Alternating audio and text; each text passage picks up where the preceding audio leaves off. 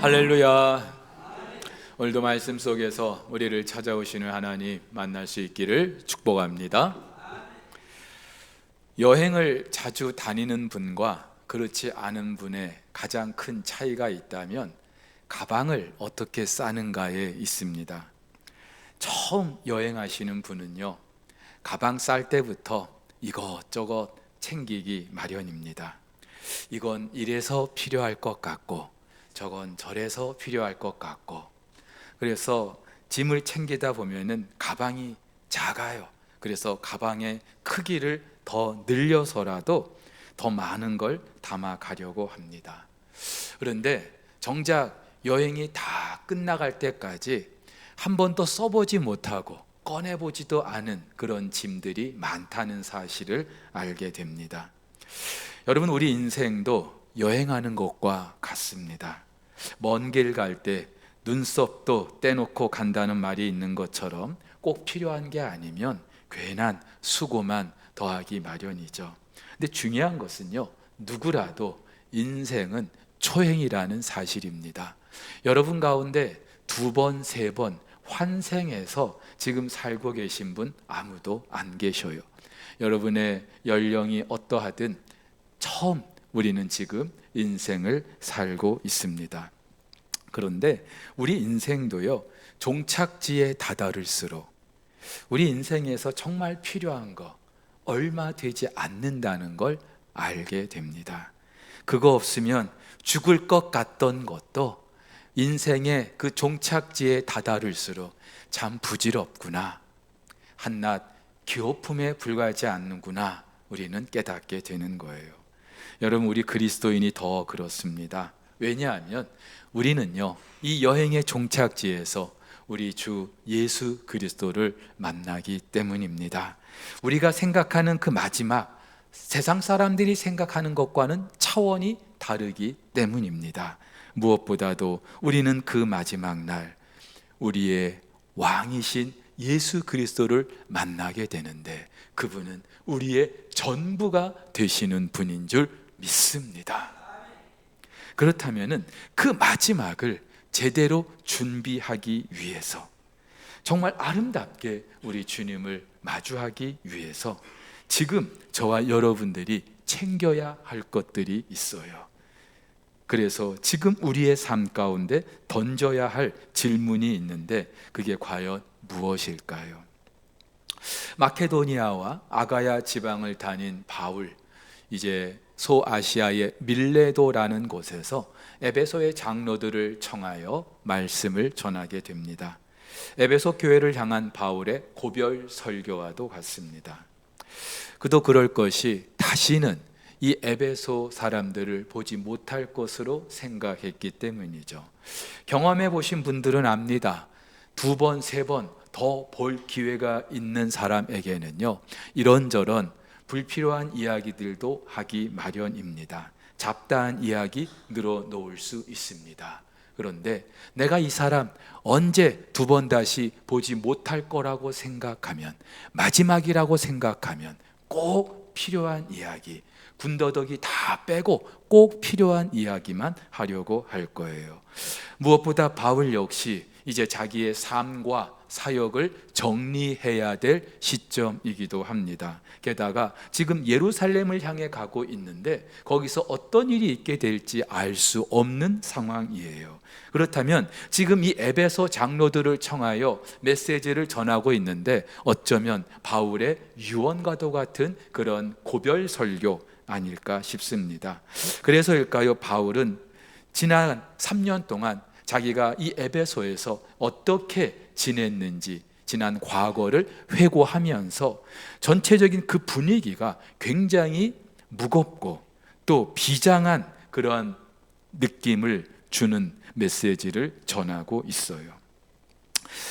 그리고 이 바울의 메시지를 접하면서 저와 여러분들 이제 곧 주님을 뵈야 하는데, 그때까지 이 땅을 살면서 우리가 어떻게 무엇을 준비해야 하는가, 저와 여러분을 향한 인생의 그 질문을 몇 가지 생각해 볼 수 있습니다. 그게 과연 무엇일까요? 오늘 5가지를 말씀드리겠습니다. 많다면 많을 수 있지만, 그러나 한번 하나하나 여러분들이 뇌리에 두시고 여러분들 남은 평생 함께 그 질문을 스스로에게 던지면서 살아갈 수 있기를 주님의 이름으로 축복합니다. 먼저는요, 복음의 핵심이라 할 수 있는 회개와 믿음이 내 삶 가운데 있는가 물어야 합니다. 존 버년의 철로 역정을 보면은 이제 그 천성을 향해서, 시온성을 향해서 길을 떠난 크리스찬 일행이 드디어 그 시온성 정문 앞에 이르게 됐습니다. 그 문을 열고 들어가면 그토록 기다리던 시온성에 들어가는 거예요. 그런데 그 성에 들어가기 위해서는요, 증명서가 있어야 합니다. 그래서 이 크리스천은 그 증명서를 보이고 그 성 안에 들어가요. 그런데 같은 그 순례의 길에서 알게 된 무지라는 사람이 있습니다. 근데 이 사람은 이 증명서가 없어요. 그래서 그 성 안에 들어가지 못하고 오히려 결박이 돼서 지옥으로 떨어지게 됩니다.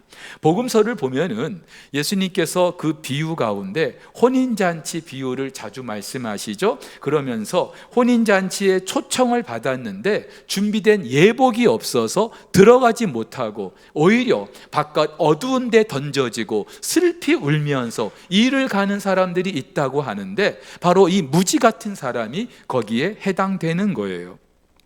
여러분, 그렇다면 그 시온성 앞에서 보여주어야 될 증명서, 그게 무엇일까요? 혼인잔치에 반드시 입고 가야 될 그 예복이 무엇일까요? 그것은 바로 저와 여러분들의 믿음인 줄로 믿습니다. 저와 여러분들이 천국 백성 되는데 그 어떤 자격, 조건 아무런 필요가 없어요. 중요하지 않아요. 그저 우리는 그 천국의 주인이신 하나님께서 불러주셔서 그 잔치에 참여하게 되는 거예요. 근데 이때 반드시 저와 여러분들이 입어야 할 옷이 있는데 내가 준비하는 게 아니고요, 하나님께서 우리에게 예비하신 의의 옷, 바로 그 옷을 입어야 되는 거예요. 예수가 그리스도, 예수가 나의 구원자 되심을 믿는 이 믿음이 있어야 우리는 그 천국문에 들어가게 되는 줄 믿습니다.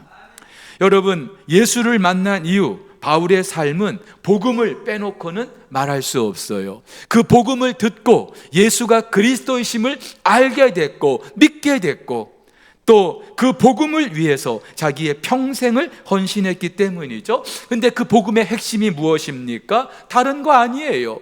내 안에 임의로 들어오신 성령께서 내가 얼마나 죄인인가를 깨닫게 하시고 그것을 회개하게 하시고 예수가 그리스도 나의 구원자 되심을 믿게 하시는 것, 이것이 바로 복음이에요. 따라서 복음을 접한 모든 사람들은요, 반드시 그 삶 가운데 회개가 있을 수밖에 없고 믿음이 있을 수밖에 없는 거예요. 무엇보다도 저와 여러분들이 주님을 만나게 될 때에 증명서처럼 보여드려야 될 것, 예복처럼 입고 들어가야 될 것, 이 믿음인 줄 믿으시기를 바랍니다. 전에도 말씀을 드렸습니다마는 저와 여러분들이 평생을 살면서 마지막 날이 가까우면서 점검하고 또 점검해야 될 것, 나는 구원의 확신이 있는지, 하나님 나라에 대한 분명한 소망이 있는지, 이 복음으로 우리는 확인하고 또 점검해야 하는 줄 믿습니다. 여러분, 이게 왜 중요합니까? 이거 없으면은요, 우린 주님 만날 수가 없어요. 한평생 예수 믿는다고 했는데 순례의 길 떠나왔는데 막상 주님 앞에서 보여드릴 이 증명서가 없다면 얼마나 허무한 인생이겠습니까? 그렇다면은 이제 주님 만날 날이 가까울수록 우리는요, 이 회개와 믿음이라는 것이 내 안에 있는지 수시로 확인해야 될 줄로 믿습니다. 주머니에 손 넣고 티켓이 있는지 없는지 여행길에 확인하는 것처럼 저와 여러분, 이제 주님 만날 날이 가까운 이때에 나에게 이 믿음이 있는지 확인하고 또 확인할 수 있기를 주의 이름으로 축복합니다. 또 하나 우리 스스로에게 물어야 될 질문이 있어요. 저와 여러분에게는 목숨 걸고 평생을 달려갈 사명이 있는가 물어야 합니다. 예수를 만난 이후 바울은 삶의 목표가, 표대가 달라집니다. 세상의 성공과 출세를 향해 달렸던 바울, 그리스도의 복음을 위하여 살아가는 삶으로 달라지게 되는 거예요. 한마디로 복음이 바울의 삶을 달라지게 한 거예요.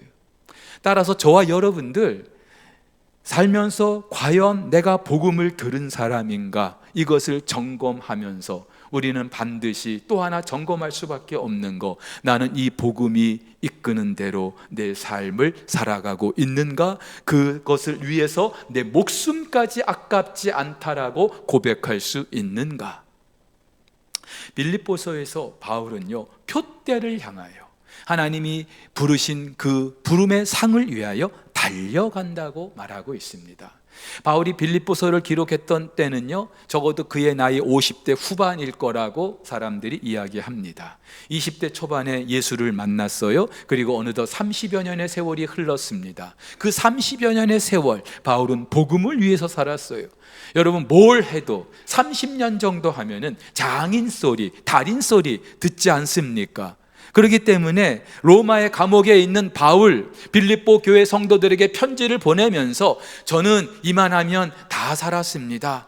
할 만큼 했습니다. 이제 여러분 차례입니다. 그렇게 말할 텐데요, 나는요 아직 끝나지 않았습니다. 아직도 부족합니다. 아직도 나에게는 달려가야 될 길이 남아 있습니다라고 고백하는 거예요.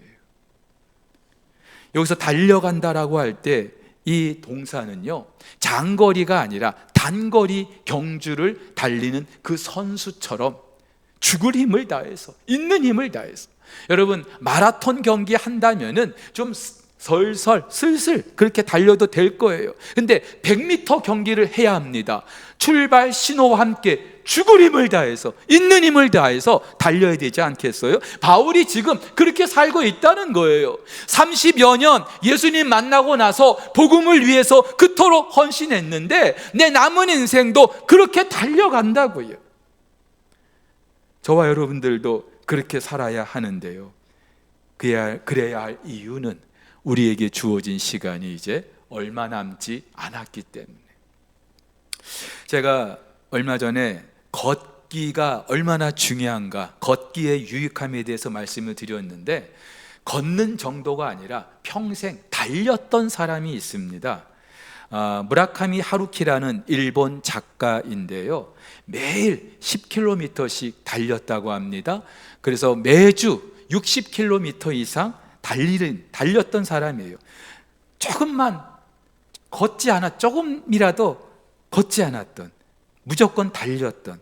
그래서 달리기를 시작한 이래 한 해도 거르지 않고 매해 마라톤 완주를 하기도 했는데, 물론 선수의 기록에는 미치지 못하죠. 하지만 나는 평생 달리는 사람이었다라고 하는 그런 자신의 모습을 유지하기 위해서 그렇게 달렸다는 거예요.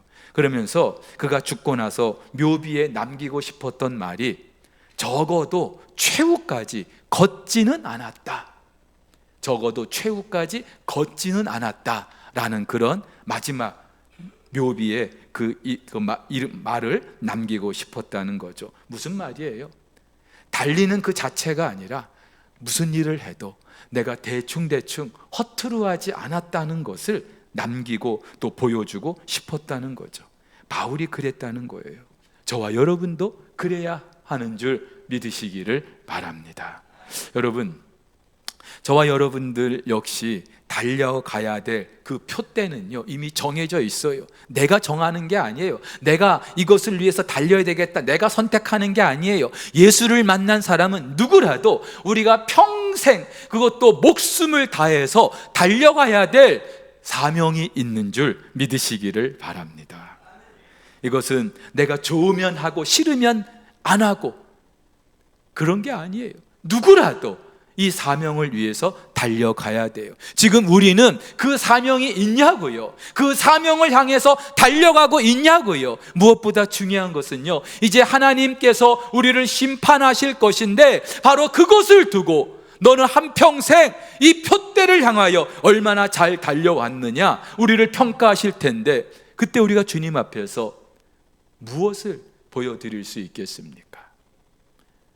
이제 곧 시험을 앞둔 수험생처럼 저와 여러분에게 주어진 이 삶의 그 표대를 향하여, 복음이 우리에게 허락한 그 표대를 향하여 힘써 달려갈 수 있기를 예수님의 이름으로 축복합니다. 자, 이것을 위해서 필요한 세 번째 질문이 있어요. 나는 지금 말씀 가운데 날마다 성장하고 있는가? 갈수록 출산율이 감소하는데도 우리 공동체 안에 새로운 생명 허락해 주셔서 얼마나 감사한지 몰라요. 근데 여러분, 저와 여러분이 예수님을 만나게 된 그 순간이 그래요. 우리 나이가 어떻든 살면서 복음을 듣고 예수님을 만난 그 순간, 아이가 그 어미 뱃속에서 나온 것과 똑같아요. 근데 여러분, 사람이든 동물이든 갓 태어난 그 새끼는요, 어미젖을 먹어야 돼요. 그 순간만이 아니라 죽는 그날까지 계속해서 먹어야 돼요. 먹어야 자라고요. 먹어야 건강해지고요. 먹어야 병치레하지 않고요. 여러분, 우리 그리스도인도 마찬가지예요. 예수 믿고 하나님의 자녀가 된 저와 여러분들은요, 그 순간부터 죽는 그날까지 계속해서 말씀을 먹고 또 먹어야 되는 줄 믿으시기를 바랍니다. 에베소 교회가 그랬어요. 바울은 3년 동안 이곳에서 복음을 전했어요. 그런데 복음만 전한 게 아니라 하나님의 말씀을 부지런히 강론했어요. 심지어 두란노 서원에서는요, 그 땡볕에 그 사람들을 모아놓고 날마다 하나님의 말씀을 강론했어요. 그랬기 때문에 바울은 26절, 27절에서 내가 그 3년 동안 여러분에게 있으면서 하나님 말씀을 부끄러움 없이 여러분에게 전했다. 나는 할 만큼 다 했다. 지금 그렇게 고백하고 있는 거예요. 근데 이제 에베소 교회를 떠나야 돼요. 마치 어린 아이들을 남겨놓고 이제 떠나야 하는 그 어미의 마음일 수 있어요. 게다가 앞으로 이 교회에 어떤 일이 있게 될지 바울이 잘 알고 있어요. 사나운 이리가 와서 그 양떼들을 어렵게 할 것, 그리고 지금 말씀을 듣고 있는 그 장로들 가운데서도 어그러진 말로 그 교회를 힘들게 할 사람들이 있다는 사실을 바울이 잘 알고 있어요. 실제로 요한계시록을 보면은 그 에베소 교회 안에 니골라 당이라는 사람들이 교회를 힘들게 했던 걸 알 수 있습니다. 자, 이 모든 걸 지금 바울이 예상하고 있는데 바울의 마음이 얼마나 안타깝겠습니까? 얼마나 무겁겠습니까? 발길이 떨어지지 않을 거예요. 그런데도 바울은요, 이 에베소 교회를 향하여 분명한 해결책을 제시하고 있습니다. 32절인데요, 우리 한번 같이 화면을 보고서 읽도록 하겠습니다. 시작. 지금 내가 여러분을 주와 및 그 은혜의 말씀에 부탁하노니 그 말씀이 여러분을 능히 든든히 세우사 거룩하게 하심을 입은 모든 자 가운데 기업이 있게 하시리라. 무슨 말이에요? 이 에베소 교회를 하나님 말씀에 부탁하고 있어요. 왜냐하면 그 하나님 말씀이 그 흉악한 사탄의 공격으로부터 교회를 지켜줄 것을 알고 있기 때문이죠. 말씀은 단지 그 종이에 적혀 있는 그런 아무런 의미 없는 활자로 끝나는 게 아니라, 말씀을 들어도 공기 중에 진동으로 끝나버리는 것이 아니라, 말씀을 내가 읽고 들을 때에 그 말씀은 내게 생명이 되어서 나를 건강하게, 나를 자라게, 내 면역력을 더 키워주는 줄 믿으시기를 바랍니다. 여러분, 그래서 건강한 그리스도인은요, 날마다 하나님 말씀을 읽고 듣고 묵상하는 일에 우선순위를 두는 거예요. 우리 어르신들 나이가 들수록 영양제 이렇게 잘 챙겨 드시는 분들이 계세요. 조금이라도 내 몸을 위해서 이것저것 비타민도 좋고 영양제도 좋고. 왜 챙겨 드셔요? 건강을 위해서. 그 열정만큼 내 영적인 건강을 위해서 여러분 얼마나 말씀을 읽고 또 읽고 묵상하고 계십니까?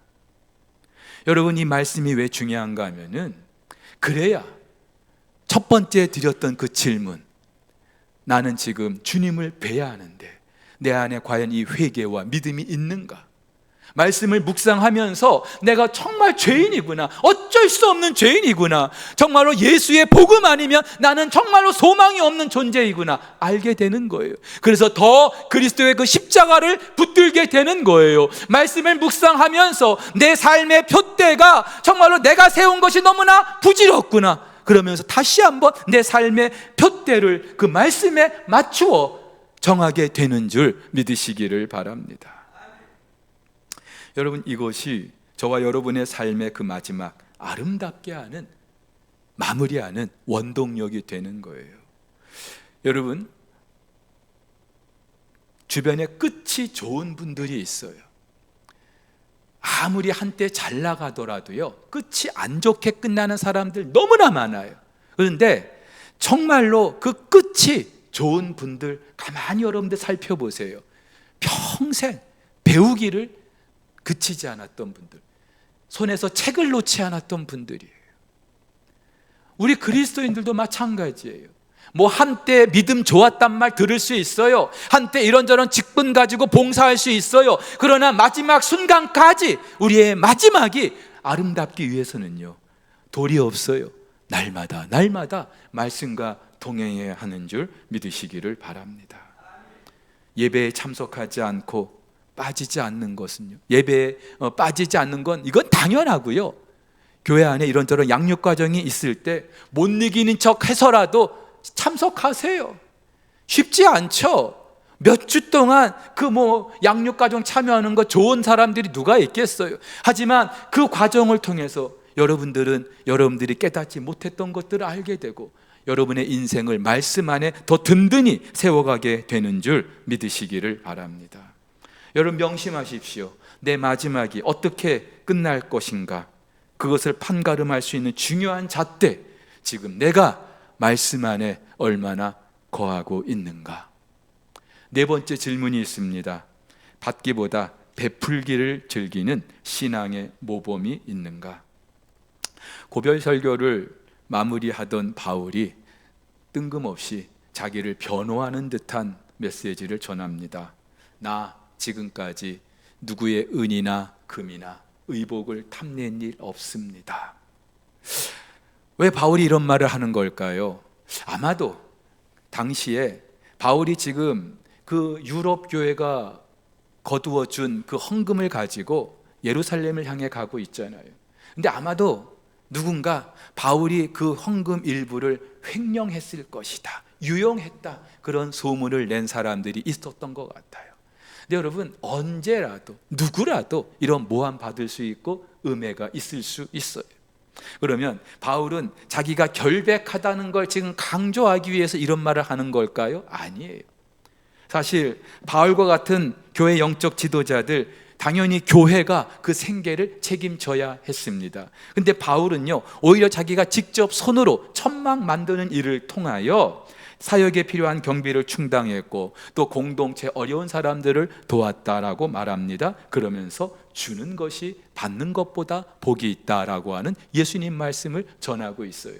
실제로 예수님께서도 이렇게 말씀하셨죠. 주라 그리하면 너희에게 줄 것이니 곧 후이되어 두르고 흔들어 넘치도록 하여 너희에게 어떻게 안겨주리라.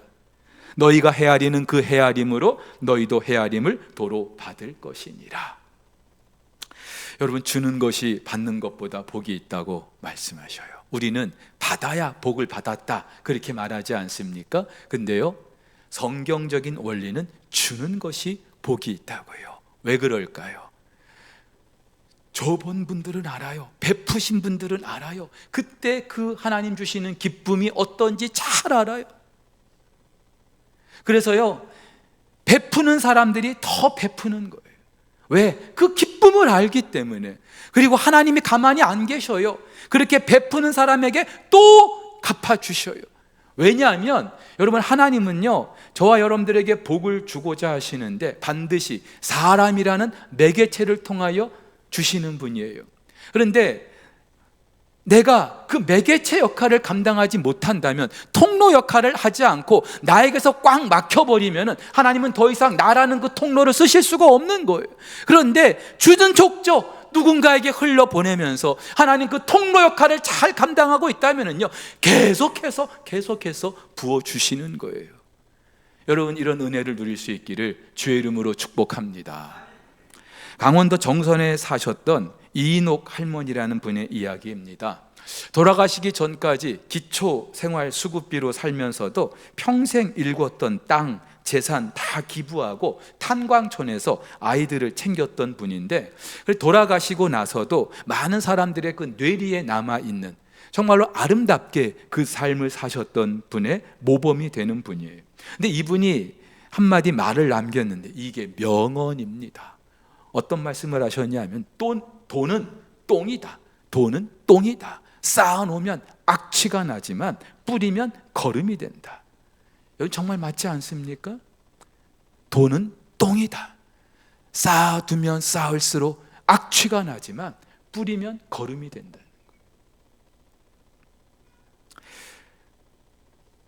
은퇴 후 여러분의 노후를 위해서 준비하시는 분들 많죠. 제일 중요한 게 돈이에요. 재정이에요. 그런데 여러분, 그 과정에서 저와 여러분들이 하기 쉬운 실수가 뭐냐 하면은, 하나님의 뜻과는 상관없이, 여러분, 물론 현역에 있지 않기 때문에 은퇴하고 나서 현역과는 다를 수 있어요. 하지만 누군가에게 베풀고 나누는 그 삶은요, 현역 때만 해당되는 게 아니죠. 내가 생명 끝나는 그 순간까지 우리는 그 일을 감당해야 돼요. 그런데 우리는요, 현역이 끝나고 나면은 그 이후에 은퇴 이후는 나 먹고 살기 바빠요. 그것만을 계획해요. 그래서 어느 정도 된다 싶으면 됐다, 나 이제 노후는 걱정 없다, 그렇게 말씀할 수 있어요. 근데 여러분, 그런 사람들을 향하여 우리 주님께서 이런 메시지를 주셔요. 어리석은 자요, 어리석은 자요, 오늘 밤에 네 영혼을 도로 찾으리니 그러면 내 준비한 것이 누구의 것이 되겠느냐 하셨으니, 자기를 위하여 재물을 쌓아두고 하나님께 대하여 부요하지 못한 자가 이와 같으니라. 무슨 말이에요? 우리 은퇴를 계획하고 은퇴 이후를 살고 계신 분들이라 할지라도 죽는 그날까지 하나님 허락하신 이 사명을 감당할 수 있어야 된다는 거예요. 나이가 들면서요, 어른 역할하는 게 참 어렵다는 걸 피부로 느끼고 있습니다. 왜냐하면 나이가 많다는 것만 가지고 어른 행세할 수 없기 때문에.